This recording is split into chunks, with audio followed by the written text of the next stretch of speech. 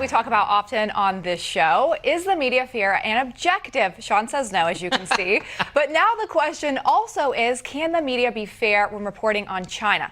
Well, according to the Justice Department, as reported in the Daily Caller, get this, a, quote, Chinese propaganda outlet has paid U.S. newspapers $19 million for advertising and printing. It spent a total of more than $11 million on advertising in U.S. newspapers and more than $265,000 on advertising with Twitter.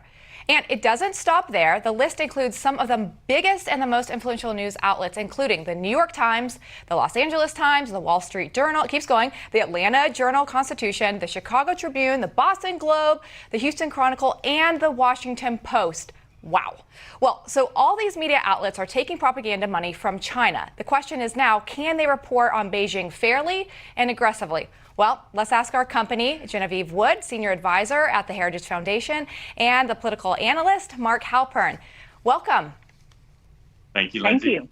All right. Well, it looks like some big issues here. $19 million in advertising. When you're getting that much money from an organization, no matter who it is, China in this case, can we trust that these organizations are reporting fairly on China? We haven't actually seen a lot of negativity coming from these newspapers. Mark, do you think this is an issue? Well, I do think the coverage of China, particularly on human rights, really needs to be stepped up in all parts of the media. In this case, I grew up reading the Washington Post, and I've seen those inserts forever. I've never read one. I think this is a great waste of the Chinese money going to American companies, and I don't think having a single bit of impact on anybody in the United States. So I'm concerned about Chinese propaganda generally. I'm not concerned about these inserts. Hey, Mark, real quick, though, here's the thing. I agree with you. I opened them up. I always wondered what the heck they were, and back when I still read a newspaper and I would throw it out. But the question that I think is interesting is it's not a question of whether you or I or anyone reads it. It's a question of with advertising sinking and them needing to stay afloat, if you're a reporter there or if you're an executive there, right? So maybe the reporters specifically aren't as concerned. But if you're an executive there and you're getting pumped millions of dollars from any advertiser, in this case China, aren't you a little bit concerned about going too hard on them? Sean, you're forcing me to make a joke I didn't want to make. In most of these newspapers, I believe there's a pretty sturdy Chinese wall between the business side and the editorial side. I don't think reporters are going to be influenced by the fact that some of the revenue that's coming in is coming from China. That doesn't mean the business side might not be doing things that we wouldn't look favorably on, but I don't think it's going to influence the coverage. Interesting. Well, Genevieve, I want to switch gears just a little bit to the president. Polling is showing that he's falling behind a bit in a CNN poll, which he wasn't happy with. Biden's ahead, 55%, Trump 41%. You know, the message coming out of the White House is that Trump is tough on crime. It looks like potentially that is not resonating, according to this poll, with many voters. Do you think that the White House should adjust its message to be something a little bit more compassionate? No, I think the president needs to stand forward and stand up for the police and stand up for those who are peacefully trying to protest and for peacefully trying to make their case. Look, we've seen a lot of I just think very disturbing images from even Americans who remember 1968 and remember other marches. What we've seen in recent weeks is extremely disturbing. And when you look at other polls where you ask Americans, you know, how do you feel about the state of the country right now? How concerned are you about the unrest? And you see numbers like 80% of Americans are concerned, very concerned about where they see the country headed and what they see happening in the streets.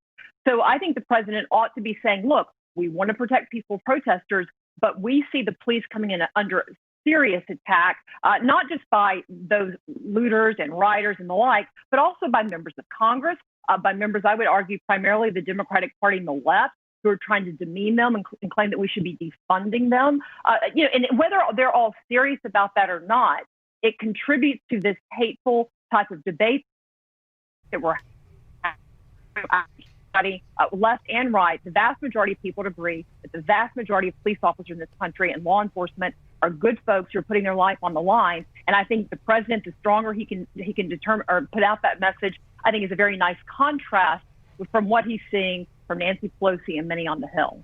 Mark, there's no question about it, right? The president has been strong on this law and order message that he's done. And I also would argue, and I brought this up in my interview with him, that he actually has a really good record when it comes to African Americans in terms of funding historically black colleges and universities, opportunity zones, getting low unemployment rate, criminal justice reform, the Second Chance Act. So he's got the record, right? And he's got the tough on crime, but he's falling behind in the polls, which means something's not clicking.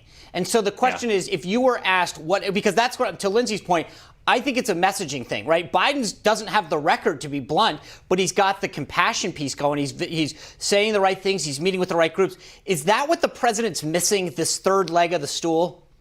Yeah, look, the Republicans I talk to are concerned about what's going on now in terms of messaging. I don't think any of them think the president's ever going to major in sympathy. But what they'd like to see him is major in law and order, but minor in sympathy. Do more to show compassion. And I think his previous record was going to be a big part of his attempt to appeal to non-white voters in the fall. I think that's pretty much wiped away now. He needs to rise to the occasion. And what Republicans I talk to on Capitol Hill and in the states would like to see is more focus on compassion, like he did when he was down in Florida for the space launch, where he talked in a balanced way between law and order, which is important to the country and to a lot of Americans, but also compassion, not just for the Floyd family, but for those in the country who are concerned about what's going on now and has been going on for a while.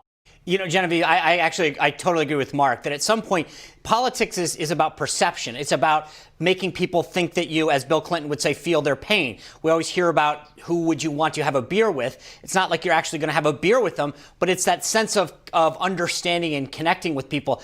I think the president's got the record. There's no question about it, and it's pretty stellar. But the problem is that I don't know that, to Mark's point, people feel like he's connecting with them and understanding their pain. It doesn't mean he has to agree with them, but he almost, don't you think he needs to acknowledge that there's concern out there? It's not saying he has to be, all in with them, but it's saying, I understand your concerns.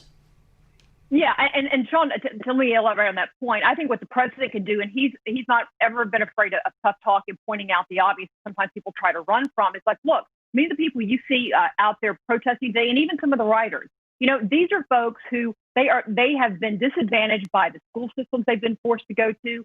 They have been disadvantaged by the fact they come from communities which now we see a 75% of fatherless homes. And I would argue liberal public policies have driven much of that.